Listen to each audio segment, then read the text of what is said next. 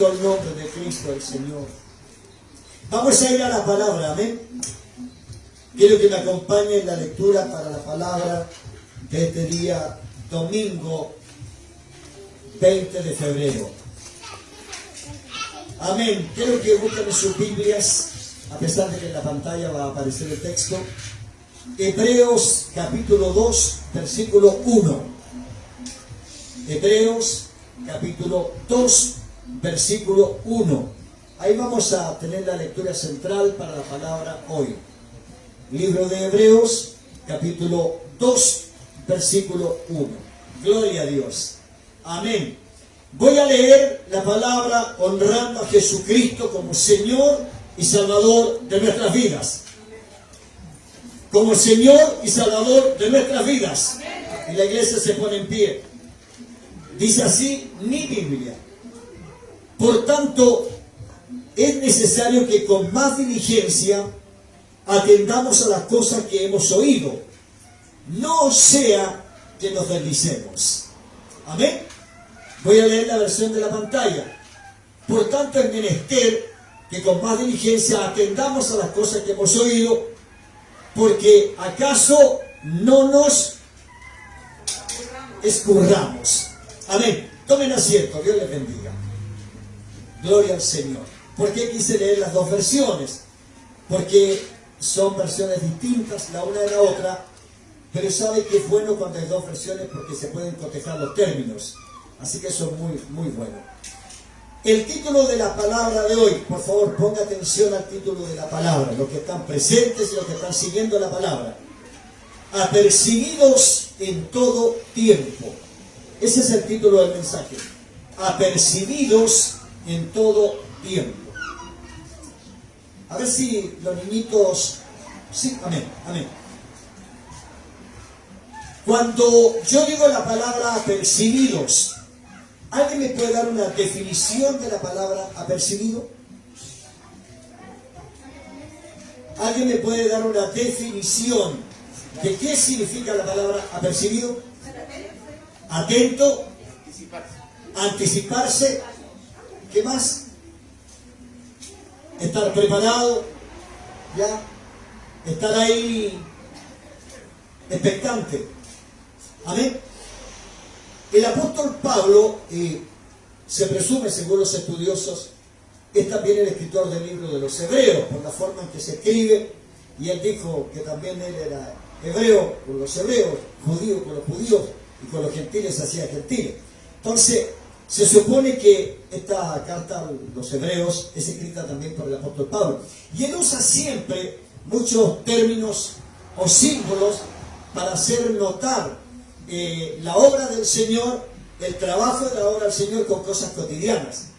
Entonces dice, por tanto, es necesario. Una definición de la palabra necesario es que no hay otra forma. Amén. No hay otra forma. Necesario significa, es de importancia. Podríamos decir, es de urgencia. ¿Ya? Es un término como imperativo. Es necesario que con más diligencia. Aquí hay otra palabra importante que debiéramos nosotros definir. Diligencia, o sea, apurarnos. Hacerlo como una situación que amerita urgencia de nosotros. Amén. Entonces dice, por tanto, es necesario que con más diligencia atendamos, o sea, pongamos atención, nos preocupemos de las cosas que hemos oído. Hermano, cuando el apóstol Pablo dice de las cosas que hemos oído, se está refiriendo a la palabra. Se está refiriendo a la palabra porque él fue el apóstol que predicó la palabra a los gentiles. Él fue el que sembró la palabra a los gentiles. El apóstol Pablo tiene el privilegio de haber sido el hombre a quien Dios toma para extender el reino de Cristo más allá del círculo que pertenecía solamente al pueblo judío. Él no extiende hacia los gentiles. Dios lo toma para eso y para llevarlo también a las altas esferas de las autoridades de la época. Pero la importancia de todo esto es que la gente conociera la palabra de Cristo. Yo antes le hice una pregunta a una persona que está acá presente hoy día, si ella había asistido antes a una iglesia. Me dijo, sí, había asistido para una iglesia católica. Amén. Hermano querido, aquí no estamos para separar religiones ni cosas, no. Aquí estamos para presentar y hablar del único puente de salvación. ¿Y quién es el único puente de salvación? Jesucristo. Amén. La misma Biblia lo dice. Así como hay un solo Dios, hay un solo mediador entre Dios y los hombres. Y ese mediador se llama, ¿cómo se llama? Gloria al Señor.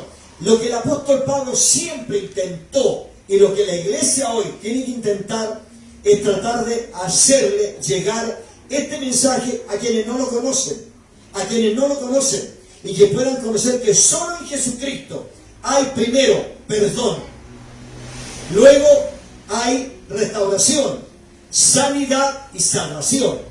Gloria a Cristo. Pero todo eso es a través de Jesucristo. Amén. El término que yo quiero usar hoy día y en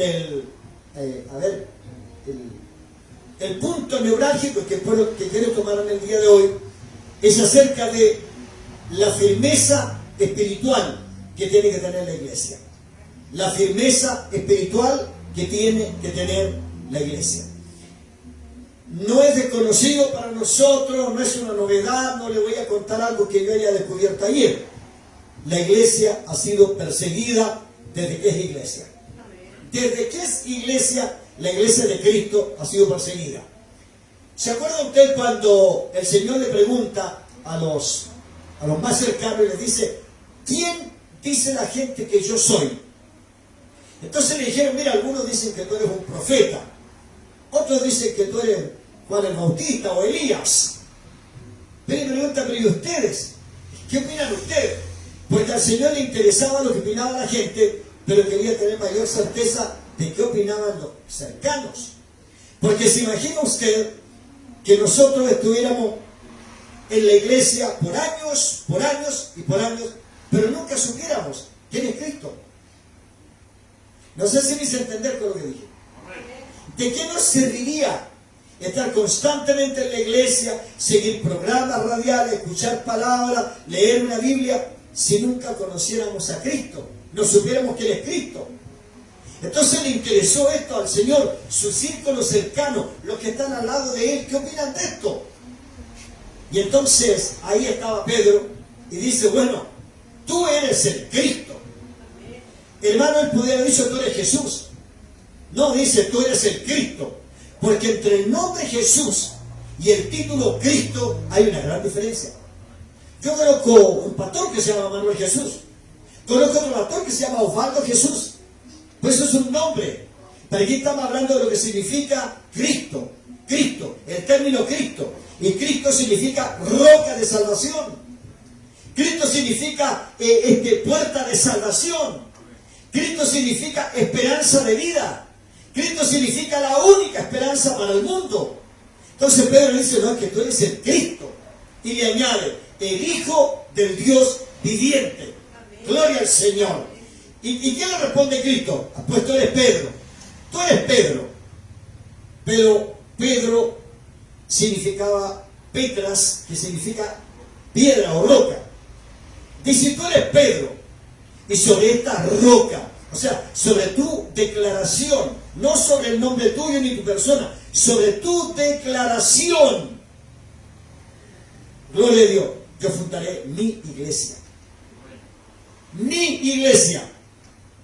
Y las puertas del infierno no prevalecerán contra ella. Gloria a Dios. Y en esa declaración, Cristo dejó en claro de que la iglesia sería perseguida, que la iglesia tendría luchas, que la iglesia sería atacada. ¿Y sería atacada por quién? Por el que desde el principio de los tiempos quiso deshacerle la obra al Señor. El enemigo de nuestras vidas. El enemigo no puede luchar con Cristo, no puede, porque Cristo ya lo derrotó.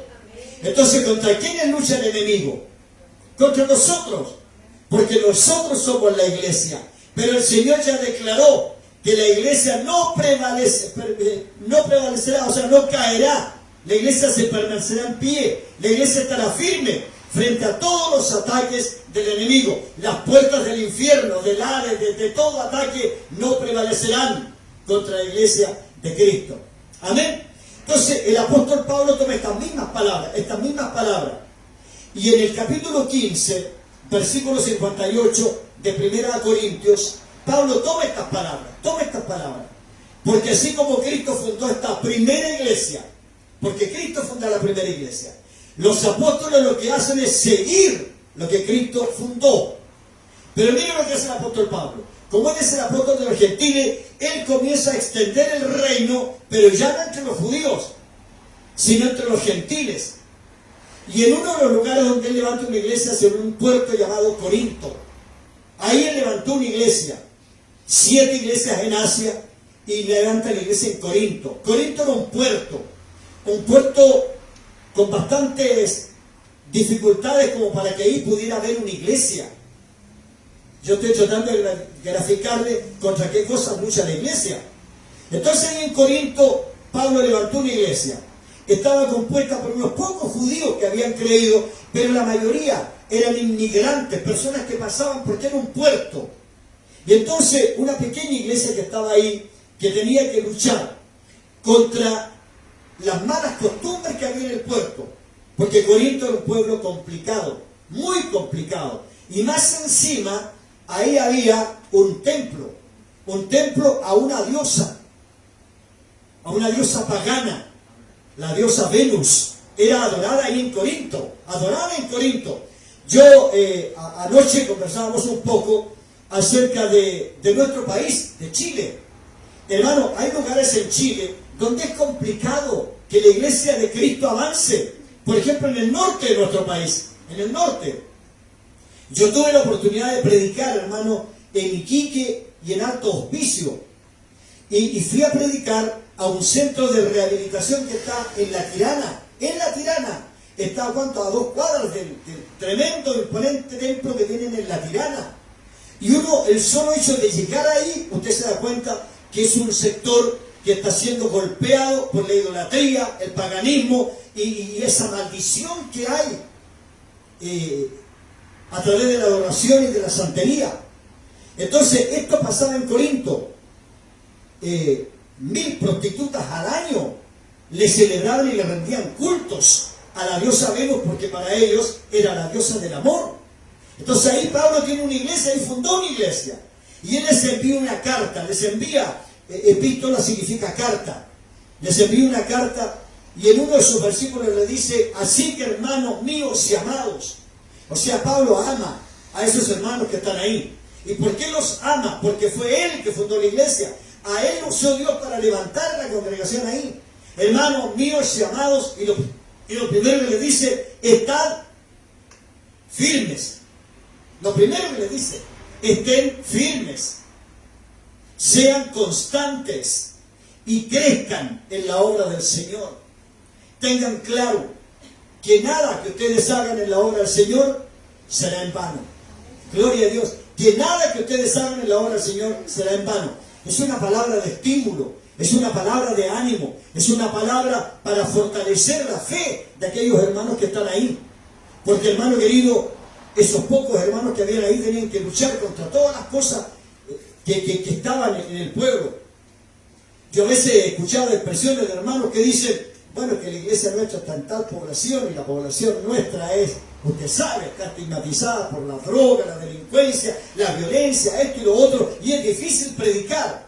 Pero, hermano, aquí es donde nosotros tenemos que tomar la declaración de Cristo. Sobre esta roca edificaré mi iglesia, y las puertas del Hades, del infierno, de la muerte, de las maldiciones, no podrán hacerle guerra. No podrán hacerle guerra.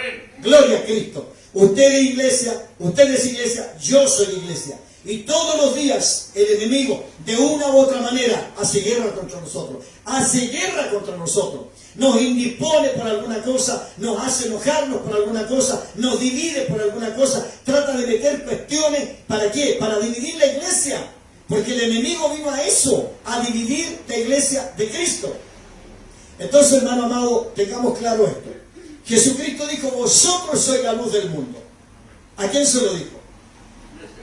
A la iglesia. Nosotros somos la luz del mundo. Hermano, escúcheme esto. ¿El mundo está en tinieblas o está en luz? En tinieblas.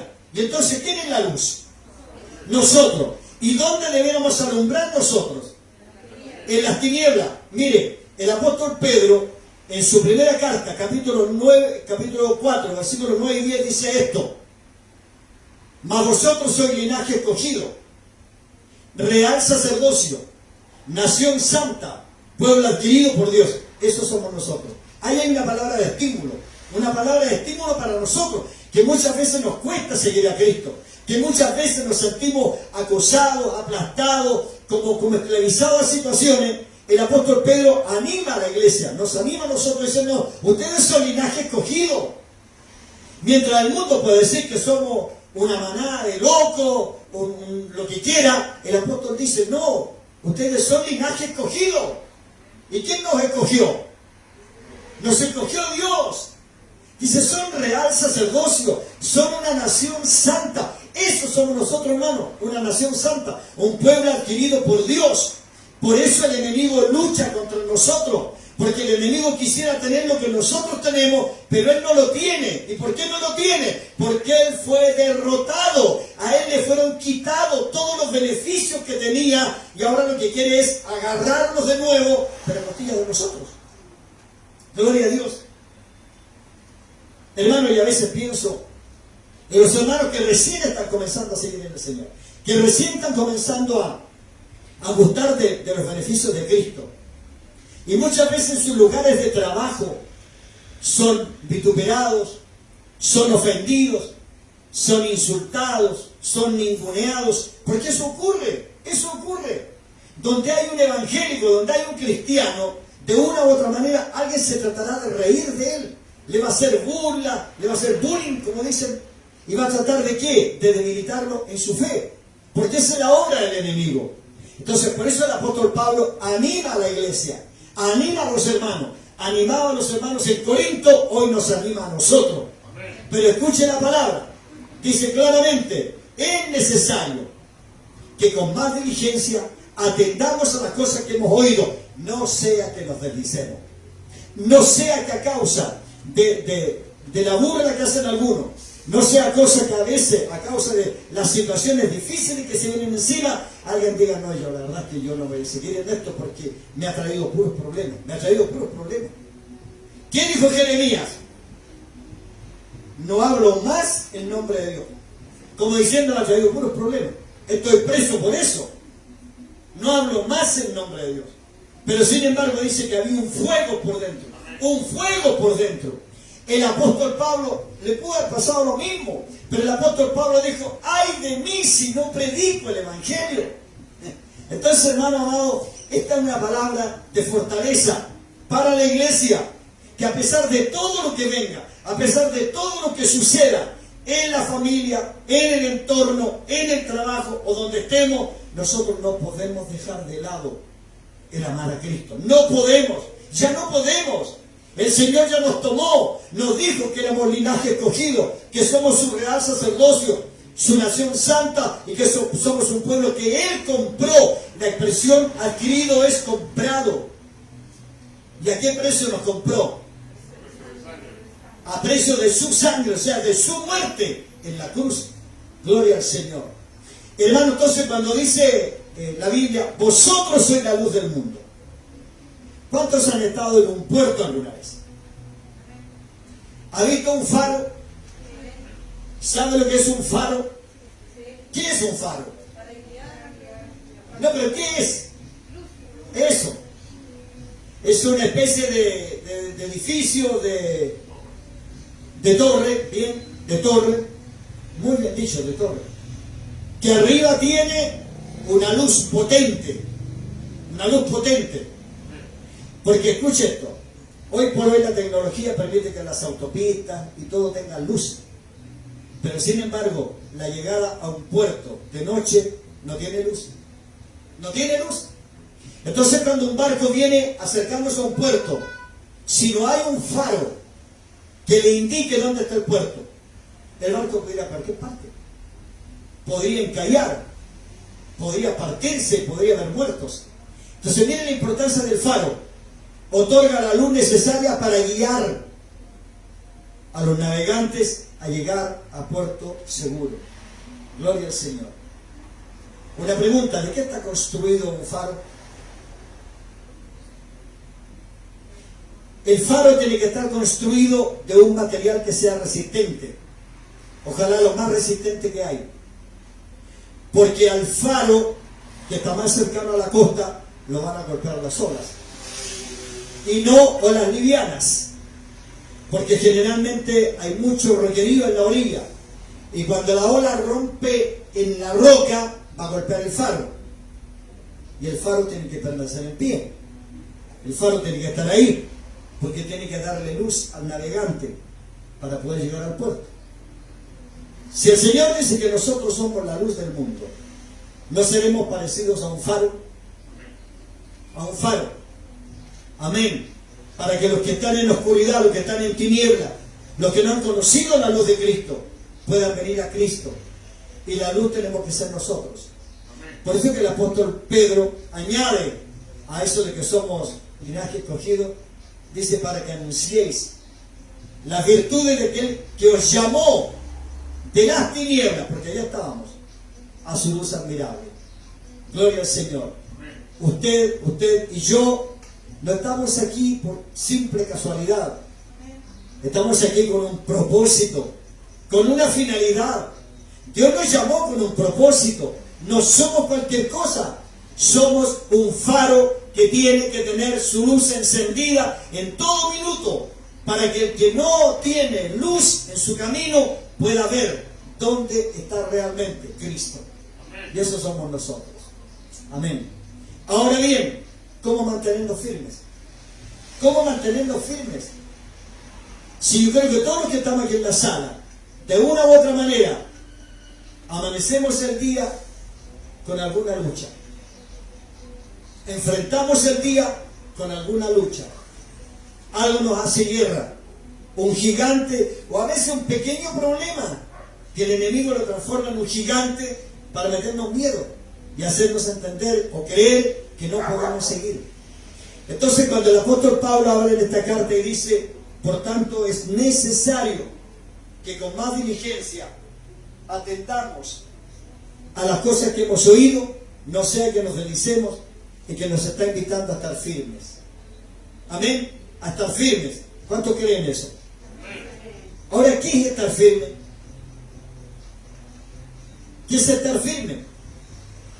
Acuérdese que el mismo apóstol dijo, el que crea estar firme, mire que no caiga.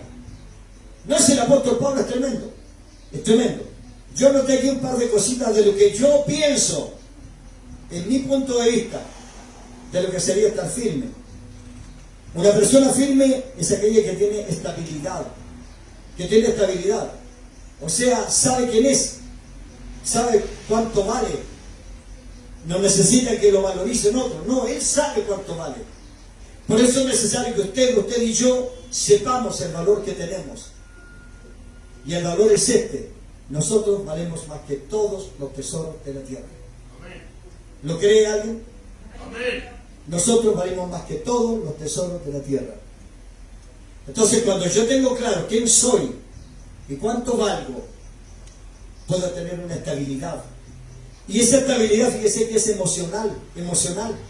Porque una persona que no tiene una estabilidad, no tiene una madurez, no tiene un equilibrio, es inestable. Es inestable en todo, absolutamente en todo. Va a ser inestable en la familia, va a ser inestable en el trabajo, va a ser inestable en la sociedad, donde esté va a ser inestable.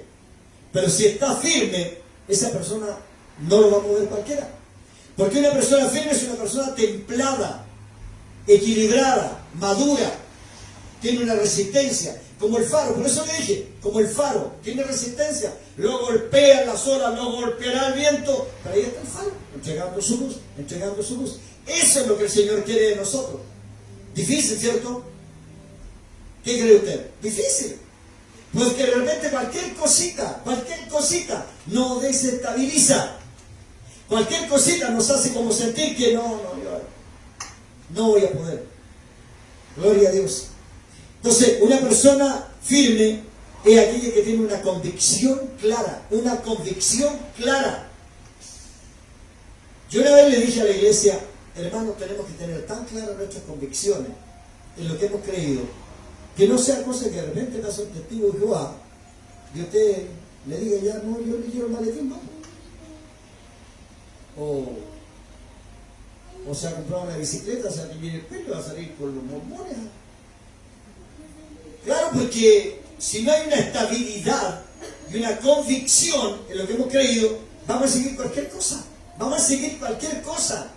Y lo que Cristo quiere es que sepamos que si lo seguimos a Él, gloria a Cristo, lo seguimos a Él, tendremos la corona de gloria. Amén. Bendito el Señor. Hermano, los versículos 14 al 18 del libro de Efesios, miren lo que dice. El libro de Efesios, en el capítulo 6, los versículos 14 al 18. Escuche lo que dice.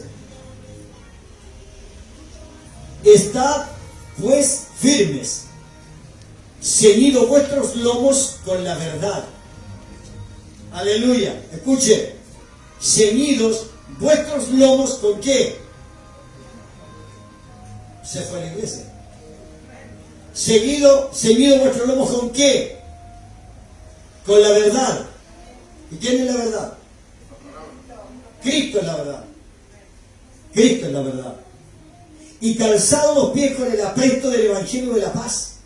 Sobre todo tomad el escudo de la fe, con que podáis apagar todos los dardos de fuego del maligno. Y tomad el yelmo de la salvación y la espada del Espíritu, que es la palabra de Dios. Orando en todo tiempo, con toda oración y súplica en el Espíritu, y velando en ello con toda perseverancia y súplica por todos los santos. Ahí hay un consejo del apóstol para mantenernos firmes. El versículo 10 dice: por lo demás, hermanos míos, fortaleceos en el Señor y en el poder de su fuerza. O sea, no tenemos otra manera de estar firmes. No tenemos otra manera de estar firmes sino en Cristo y en su palabra. Gloria al Señor. ¿No le pasa que de repente hay cosas que lo interrumpen o lo desconcentran o lo sacan de lo que está haciendo? Es porque no hay una firmeza. No hay una firmeza. Entonces, para cuando hay una firmeza, pase lo que pase, venga lo que venga, escuche lo que escuche, yo tengo una convicción y nadie me va a sacar de esa convicción, porque esa convicción, si es Cristo, estará arraigada en el corazón de la persona. Gloria a Dios. Cristo mismo lo dijo en Mateo capítulo 7. Vamos a Mateo capítulo 7. ¿Qué dijo Cristo? Mateo capítulo 7.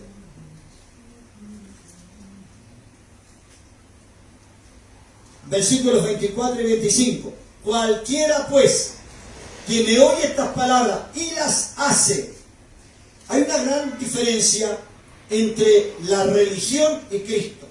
Hay una gran diferencia. La religión la hacen los hombres. La hacen los hombres. Pero el Evangelio es de Cristo. Y lo voy a repetir. La religión la inventaron los hombres. La inventaron los hombres. La religión es como una chapa. La religión es como un disfraz, como una cosa para que la gente no diga que soy ateo. Pero seguir a Cristo es distinto. Seguir a Cristo es una convicción total de que yo tengo la salvación de mi alma y la tengo a través de aquel en el cual yo he creído. Gloria al Señor. Entonces dice Jesús: cualquiera pues que me oye estas palabras y las hace, porque una cosa es escuchar, pero otra cosa es hacer. Amén. Y las hace, le compararé a un hombre prudente que edificó su casa sobre la roca. ¿Quién es la roca? Gloria a Cristo. Descendió lluvia, vinieron ríos, soplaron vientos, golpearon contra aquella casa y no cayó. ¿Y por qué no cayó? Amén. Yo le voy a decir algo. Todas las religiones, tarde o temprano, van a caer. Todas las religiones, tarde o temprano, se van a ir abajo ladrillo tras ladrillo, porque la inventaron los hombres. Mas el Evangelio de Jesucristo y la iglesia de Cristo se va a mantener en pie, porque Cristo dijo que su iglesia se mantendría en pie a pesar de todos los ataques del enemigo. Amén. Gloria a Dios. Amén. Isaías capítulo 59 verso 19 dice que vendrá el enemigo como río, mas el Espíritu de Jehová levantará bandera contra él. ¿Quién tiene el Espíritu de Jehová? ¿La religión? ¿La política?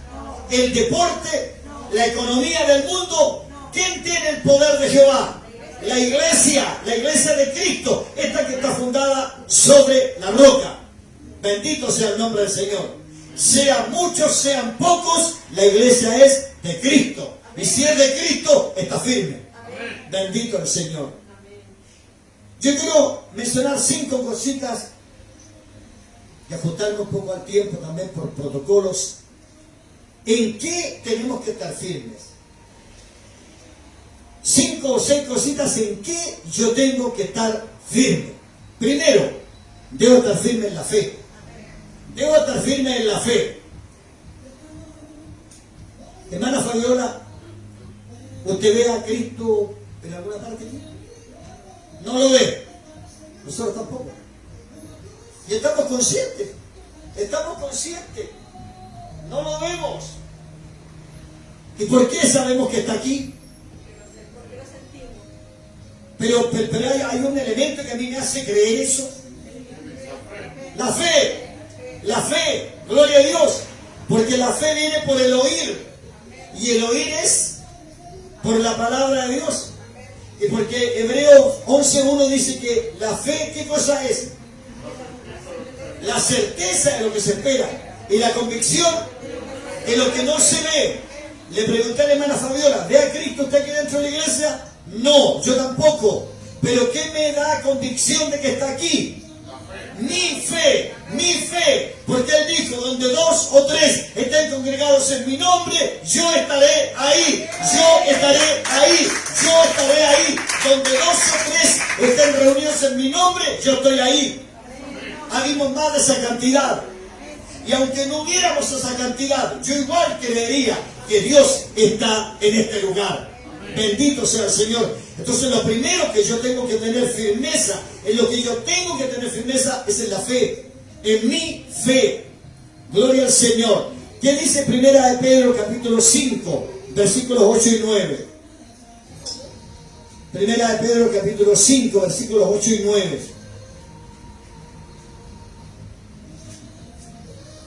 Miren lo que dice. Sed sobrios y velad, porque vuestro adversario, el diablo, como león rugiente anda alrededor buscando a quien devorar. Amén. Al cual resistir. ¿Firmes en qué? Firmes en la fe. Dice que tenemos que resistirlo. O sea, nosotros tenemos que marcarle el territorio. Hacerle sentir de que mi fe me lleva a creer que Cristo lo derrotó. Que Cristo lo derrotó. Y aunque me muestre los dientes, aunque me amenace, me haga lo que me haga, Cristo ya lo derrotó. Y eso yo lo creo por fe. Entonces debo resistirlo por fe. Amén. Porque yo debo saber que los mismos padecimientos nuestros los están sufriendo nuestros hermanos en el mundo entero. En el mundo entero la iglesia de Cristo está siendo perseguida, está tratando de ser obstaculizada. Pero mi fe me hace sentir de que la iglesia va a avanzar a pesar de todas las complicaciones. Gloria a Cristo.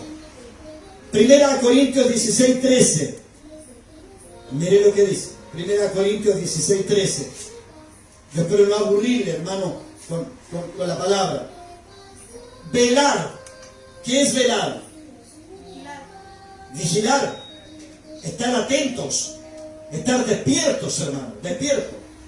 Velar, estar firmes en la fe. Una vez más dice, estar firmes en la fe. Portaos varonilmente. Y no estoy diciendo que la Biblia sea machista. No, varonilmente es portaos de la mejor manera. Con fuerza. Y esforzados. Y esforzados. Gloria al Señor.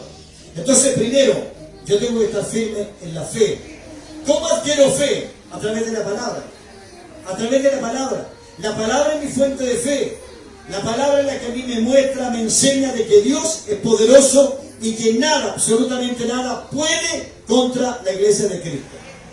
Dos, ¿en qué más tengo que estar yo firme? Tengo que estar firme en la palabra. Firme en la palabra. Hermano, yo no puedo sustentar mi fe en cuentos, en novelas, en cosas que a mí me comenten. No, mi fe tiene que sustentarse en la palabra del Señor. La religión, ¿usted sabía que se sustenta en tradiciones? En costumbres. Por eso yo le decía, la religión en el norte, la religión en el sur, ha formado una iglesia inestable, terriblemente inestable. ¿En qué sentido? En que no hay una palabra, solo siguen tradiciones y solo siguen costumbres. Pero la iglesia de Cristo tiene que adquirir fe a través de la palabra. Bendito el Señor. Acompáñenme en Primera de Pedro, capítulo 2, versículo 1. No se preocupe por la bulla del lado, hermano, si ya sabíamos que muchas veces enfrentamos esas cosas, pero la palabra del Señor tiene que ser muy bien escuchada. Mire, Primera de Pedro, capítulo 2, verso 2. Desear como niños recién nacidos, ¿qué cosa? La leche espiritual, pero ¿de qué forma? No adulterada. Gloria al Señor. Cuando dice la leche espiritual no adulterada, se está refiriendo a la palabra. Pero a la palabra como está escrita en la Biblia. A la palabra original, la palabra auténtica que salió de la boca de Dios. Desead como niños recién nacidos la leche espiritual no adulterada. ¿Para qué? Para que por ella crezcáis para salvación. ¿Se da cuenta? Nosotros no podemos sustentarnos en tradiciones, costumbres, modismo y teoría. No, tenemos que sustentar nuestra fe en la palabra del Señor. Porque esta palabra no adulterada es la que nos permite crecer para vida eterna.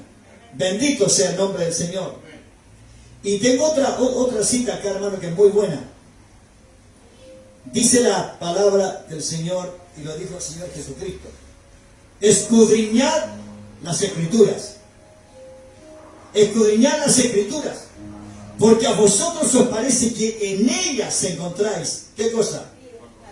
La vida eterna. La vida eterna. En ellas encontráis la vida eterna. Jesucristo mismo dijo: erráis porque ignoráis las sagradas Escrituras.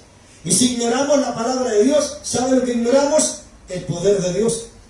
Porque ¿cómo puedo conocer yo que Dios tiene poder? A través de la palabra. Entonces, segundo punto, yo tengo que afirmarme en la palabra. ¿Cuántos de los que están aquí tienen Biblia en la casa? Ya. ¿La lee constantemente? Bien. Porque la Biblia no es un amuleto, ¿eh? No, usted la puede tener detrás de la puerta y no sirve de nada. La Biblia es para que la leamos y para que a través de ella el espíritu de esa palabra, porque Cristo dijo que su palabra es espíritu y es vida, el espíritu de esa palabra y la vida de esa palabra me permite a mí crecer. Entonces yo tengo que leer la palabra. Si algo no entiendo, si algo no comprendo, para eso usted tiene teléfono.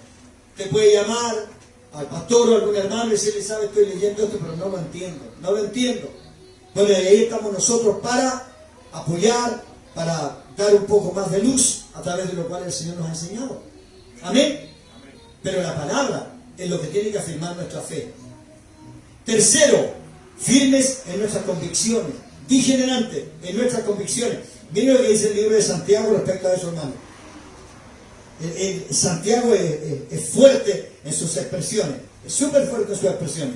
En el capítulo 1, verso 8, Santiago dice esto: el hombre de doble ánimo. ¿Quién es el de doble ánimo? El que no tiene una convicción clara, el que no tiene una dirección clara. Dice que el hombre de doble ánimo es inconstante en todos sus caminos, en todos sus caminos. Y cuando habla en todos sus caminos, no está hablando solamente en el área espiritual, la persona de doble ánimo, la persona de doble estándar, la persona de doble discurso, la persona de doble personalidad, la persona que no tiene una personalidad definida, va a tener problemas en su matrimonio, en su familia, en su trabajo, en el entorno, en todas partes, porque es inconstante. Entonces la Biblia dice que tenemos que tener una claridad y firmeza en nuestras convicciones. Yo tengo que tener claro en lo que he creído. En lo que he creído. ¿Usted tiene claro en lo que ha creído? ¿En qué cree usted? ¿En lo que le contó la vecina? ¿En lo que le dijo su papá? ¿En lo que le enseñó la abuela? ¿En qué cree usted? Yo tengo que creer en lo que dice la Biblia, en lo que dice la palabra. En eso tengo que creer. Y en eso tengo que afirmar mis convicciones. En eso. Mis convicciones tienen que estar ancladas como el barco que llega al puerto. ¿Usted sabe cómo anclan el barco al puerto? Con un ancla. ¿Pero qué es un ancla? Es un aparato pesadísimo que lo tiran al agua y sujeta al barco para que las olas no... Amén.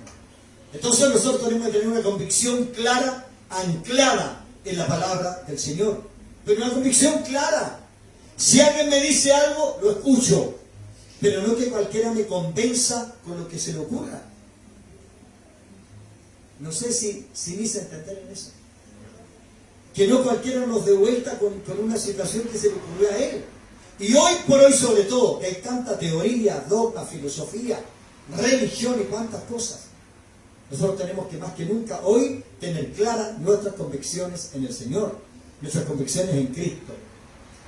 Hebreos 10:23, ¿qué dice respecto de esto? Vamos de nuevo a citar al apóstol Pablo. Hebreos 10:23.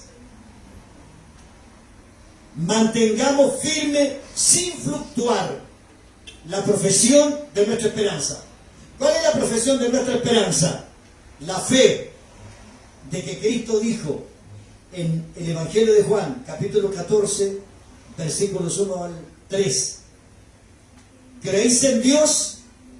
Creed también en mí. En la casa de mi Padre muchas moradas hay. Si así no fuera, yo lo hubiera dicho, dice el Señor. Mas voy a preparar lugar para vosotros, para que donde yo esté, vosotros también estéis. ¿Dónde está Cristo hoy? Gloria a Cristo. Dice, pero os vendré y os tomaré a mí mismo, para que donde yo esté, vosotros también estéis. ¿Cuál es la profesión de nuestra esperanza? Lo mismo que le dijeron los ángeles a los que estaban mirando cuando Cristo ascendió. A este mismo Cristo, así como lo veis que va, así mismo lo veréis venir. ¿Pero a qué vendrá? A buscar su iglesia. ¿Y quién es la iglesia?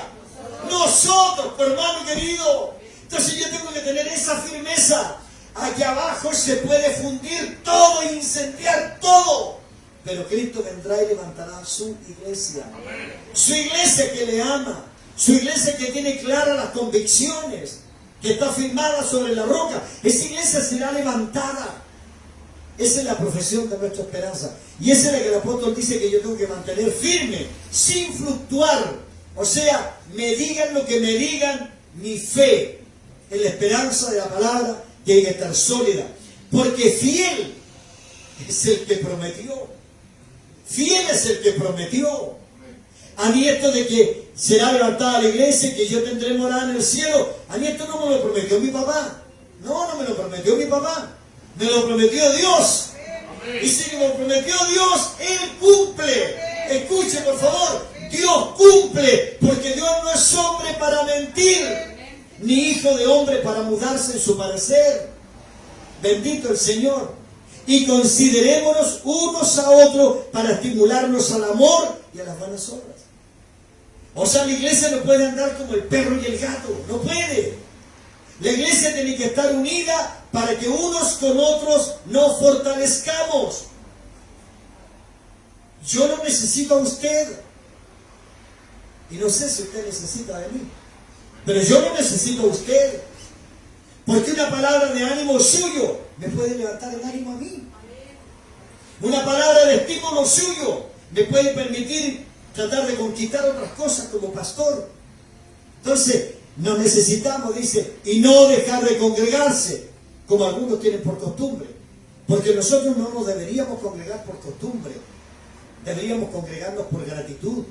Por gratitud, por gratitud. Por la cantidad de beneficios y cosas que Dios ha hecho con nosotros y con nuestra familia.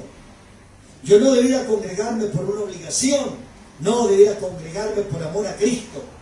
Y venir a la iglesia por amor al Señor, a darle gracias por cada cosa, por cada detalle que Dios me ha dado, visible o invisible. Pero Dios siempre está con nosotros. Gloria a Dios. Debemos estar firmes en obediencia, pero en obediencia a Dios, en obediencia a la palabra, en obediencia a las Escrituras. Filipenses capítulo 2, versículo 12. Filipenses 2, 12. Por tanto, amados míos, como siempre habéis obedecido. El apóstol hermano ama tanto a la iglesia. Ama tanto a la iglesia. Cuando tuvo que hablarle fuerte, le habló fuerte. A lo mejor usted alguna vez me ha escuchado hablar fuerte a mí, con palabras que parece que como que pasa a rasmillar un poco. El apóstol tuvo que hacerlo también. Tuvo que hacerlo para que la iglesia se mantuviera firme. Dice, por tanto, amados míos, como siempre habéis obedecido, no como en mi presencia solamente. Hay un refrán popular que dice, cuando no está el gato, los ratones se enfiestan. Esto se da mucho en los trabajos. Cuando no está el jefe, se llega más tarde, se saca la vuelta, se pega una siesta, pero cuando está el jefe, todos trabajan. Entonces el apóstol dice, no como cuando yo estoy solamente, sino también cuando yo no estoy, en mi ausencia. Amén. Ocupados en vuestra salvación, ocupados en vuestra salvación, con temor y temblor. En una conversación que teníamos anoche, Bastián hizo una pregunta, y yo le dije, hijo, los demonios también creen. Si la Biblia dice que los demonios también creen, y es más, dice que tiemblan. Dice que tiemblan. O sea, ¿qué quiere decir esto de que nosotros creamos en Dios? El creer nosotros en Dios implementa servicio, compromiso, obediencia y estar siempre como siervos a la orden de Él. Gloria al Señor. Entonces dice, ocupados en vuestra salvación con temor y temblor. Porque Dios es el que en vosotros produce así el querer como el hacer por su buena voluntad. Bendito el Señor. Ya me quedan 2 puntos solamente y terminamos. ¿En qué más tenemos que estar firmes? En la oración. Firmes en la oración. ¿Sabe, hermano? Yo no soy una persona que, si usted va a mi casa y me va a encontrar de rodillas en la casa. No. Porque yo he entendido que puedo orar sentado, de rodillas, caminando. Yo puedo orar. Yo puedo orar. Si no solamente orar, es esa postura de que usted tiene que estar ahí, de rodillas, con la cabeza entre medio de las piernas. Es una buena posición, porque demuestra humildad, demuestra humillación delante de Dios. Y cuando se puede, amén. Pero yo oro caminando. A veces estoy haciendo aseo, haciendo cualquier cosa y estoy orando. Oro en mi corazón, oro en mi mente. Tengo tanto por qué orar. Y siempre estoy orando. Porque, hermanos, nosotros tenemos que ser firmes en la oración. ¿Por qué? Porque la oración es nuestro único diálogo con Dios. La oración es nuestra única conversación con Dios. El que conduce, como mi hermano Sebastián, él puede orar mientras va manejando su camión. Él puede ir orando, clamando. Felipe, que constantemente anda también conduciendo, puede ir orando mientras maneja. La dueña de casa puede estar orando mientras cocina. Y vaya que le haga más rico el almuerzo todavía. O sea, nosotros podemos orar de muchas maneras. Pero lo importante es orar. Porque la oración es la única comunicación, repito, que tenemos nosotros con Dios. Que tenemos nosotros con Dios. Yo entiendo, por ejemplo, a la hermana que tiene niños pequeños, le cuesta apartar tiempo para meterse a orar porque tienen niños. Pero pueden estar orando de otra forma. Orando en todo tiempo. ¿Qué dice Efesios 6:18? ¿Cómo deberíamos orar? ¿Cómo debería ser nuestra oración? Porque oración, hermano, no es abrir un pliego de peticiones delante de Dios y obligarle a que nos responda todo lo que nosotros queremos. No. ¿Qué dice 6:18 de Hebreos? Perdón, de Efesios. Orando en todo tiempo. En todo tiempo. O sea, yo no puedo orar circunstancialmente o dependiendo de la situación que tenga. No, orando en todo tiempo, con toda oración y súplica en el Espíritu. O sea, hay una diferencia entre la oración y la súplica. Si no, no se repetirían las palabras. Con toda oración y súplica. La oración, hermano, es adoración. La oración es adoración, que nosotros la confundimos con la súplica. Y la súplica es cuando yo ya entro a pedir y a interceder. Y velando en ello con toda perseverancia y súplica por todos los santos. O sea, debemos orar los unos por los otros. Nosotros somos los santos. ¿Sabía eso usted? Nosotros somos los santos. Porque aquí, bíblicamente, la palabra santo significa apartados por el Señor. Y el Señor a nosotros nos apartó para Él. Por eso somos santos. Y somos santos porque Él es santo. Gloria a Cristo. Y el último punto que voy a tomar. Debemos estar firmes en la unidad del Espíritu. Porque la iglesia, ¿qué es? Es un cuerpo. Entonces ese un cuerpo tiene que tener una unidad, armonía. ¿Se imagina usted? Yo soy cuerpo, ¿ya? Usted me ve aquí en el púlpito y que un brazo esté allá y el otro brazo esté por allá. No, pero si es un cuerpo tiene que estar unido. Amén. Usted me mira, no soy un cuerpo perfecto, se lo tengo claro. Pero si usted me ve, los miembros de mi cuerpo están pegados al cuerpo. ¿Cómo tiene que estar la iglesia? Unida. Eso se llama unidad en el Espíritu. Hay una palabra que se llama koinonía, que un día estuvo en un debate. La koinonía, porque a veces usamos palabras que no sabemos qué significan, ¿eh? Pero la palabra koinonía significa eso, unidad en el Espíritu. Unidad en el Espíritu. Unidad en la atmósfera espiritual de Dios. Vamos a 1 de Pedro capítulo 3, ya estoy concluyendo, hermano. 1 de Pedro capítulo 3. Los versículos 8 y 9. ¿Qué dice la palabra? Finalmente, sed todos de un mismo sentir. Mire, yo le voy a decir algo. Ser todos de un mismo sentir. O sea, ¿qué significaría? Que todos los que estamos aquí estemos en el mismo espíritu, estemos sintiendo lo mismo. ¿Es difícil ponerse de acuerdo?